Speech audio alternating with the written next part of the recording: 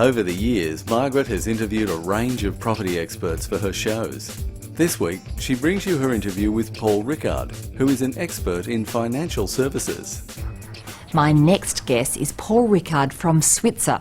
I had a chat with Paul to find out about the benefits and drawbacks of running your own fund. Paul, welcome to the program. Thank you, Margaret.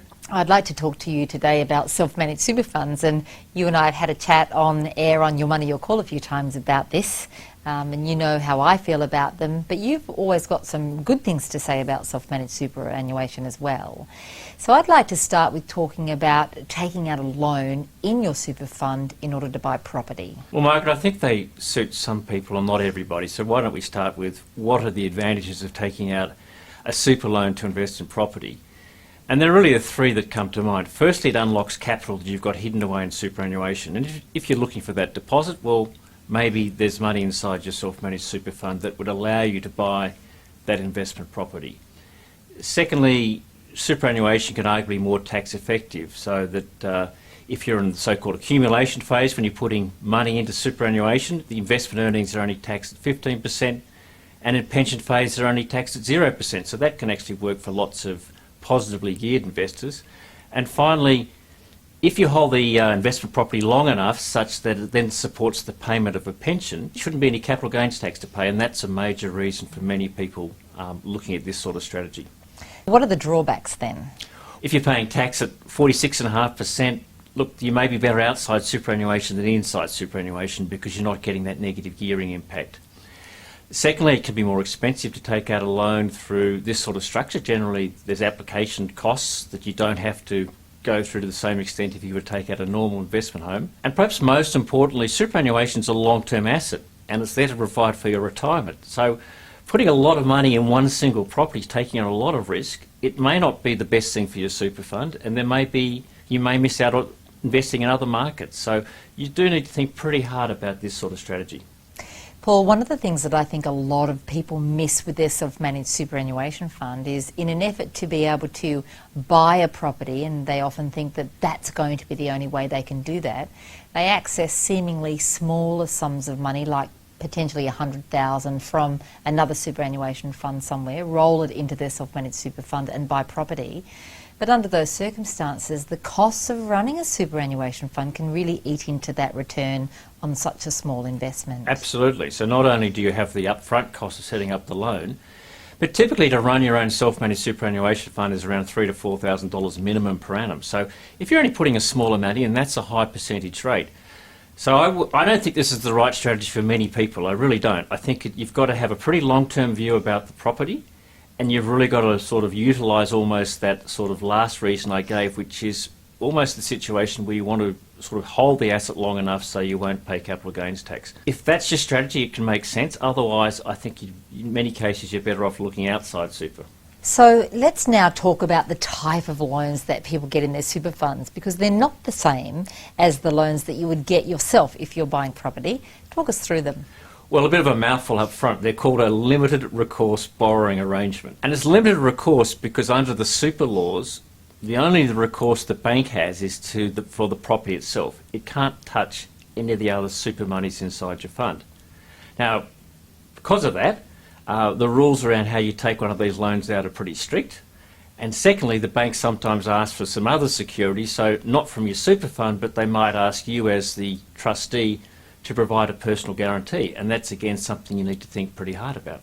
From my original understanding of super fund lending, asking for a personal guarantee is almost against the spirit of a limited recourse loan. It's not limited recourse at all if they can come after you.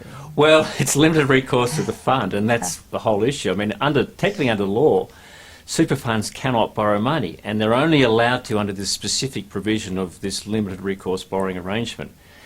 Now, the banks, in their wisdom, in many cases have said, well, we understand that, but we're also going to ask you for a guarantee. So, look, I think it's one of those things you've got to think hard about, and it's something you don't have to do if you're just borrowing, in your own name through a normal investment home loan. Paul, before everyone watching from home now runs out and finds a property and throws it into the name of their super fund, there's some important things that people need to know about structure. It's not technically the super fund that buys the property in the first place, is it? That's right. You actually set up what's called a security custodian, and that is actually the company that, a special purpose company that takes the title to the asset. So before you sort of think about setting up one of these loans, go and talk to your bank. You can generally get a pre-approval or approval in principle.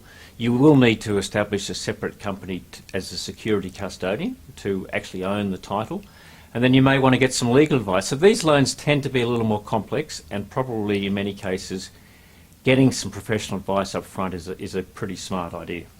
And Paul, of course, the other thing that a lot of people don't realise is if they already have an existing superannuation fund from years ago, it may not have the right wording in the deed to allow for that property to pass into the super fund once the debt's extinguished. You do need to check very carefully your trust deed, that's the deed behind your superannuation fund, and if the rules don't allow for this type of loan and don't allow for the property to pass to your fund at some stage, you'll need to get your trust deed changed beforehand. If you are thinking about this idea and you're about to set up a self-managed super fund, think very carefully about the trustee structure.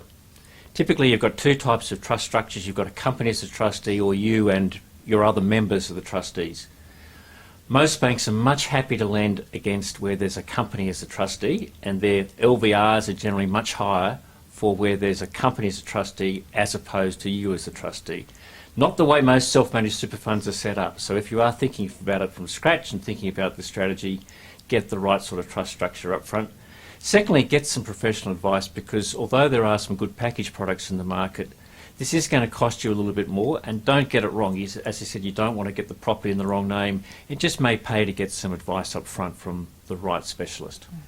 And I guess, you know, the important thing to understand about that is the right kind of advice doesn't come from someone trying to sell you a property and suggesting that you're setting up a super fund to do so. Not at all. I mean, there are, unfortunately, have been some interesting case stories out there of people, what I should describe as vested interest in this market. And as we said at the beginning, you know, in many cases, this is the wrong sort of strategy for some people. So think carefully about it, and also understanding particularly what the super laws say you can and can't do with the property. So what are some of those key rules? First of all, it's a single loan for a single asset. So each so-called limited borrowing recourse arrangement has to relate to just one single asset. So if you're buying a property which has multiple titles, you may need to think very hard about whether you can do it and get some good advice up front, but you'll need to think about that hard. And secondly, the tax office is very specific around the distinction between repairs and maintenance and improvements. And whereas you can use some of your borrowed monies to fund a repair and maintenance, you aren't allowed to use those monies to improve the property. So if you are thinking about buying a property and doing it up, and lots of people go in with that strategy, you'll need to access either some other monies inside your superannuation fund or some monies from outside super to make that improvement. You can't use the loan itself to fund the improvement of the property. It is a very important distinction. You also can't develop within a super fund through borrowing. There's all sorts of complications, and there's a very specific sort of, the tax office put out a lot of guidelines around this, and there's encourage anyone thinking about this strategy either to talk to their accountant or actually go and study some of the information the tax office has put out about what you can and can't do. One last thing, there's a lot of people who call me or ring me about transferring property that they own in their own name into their super fund. You can with some property, but you can't with others.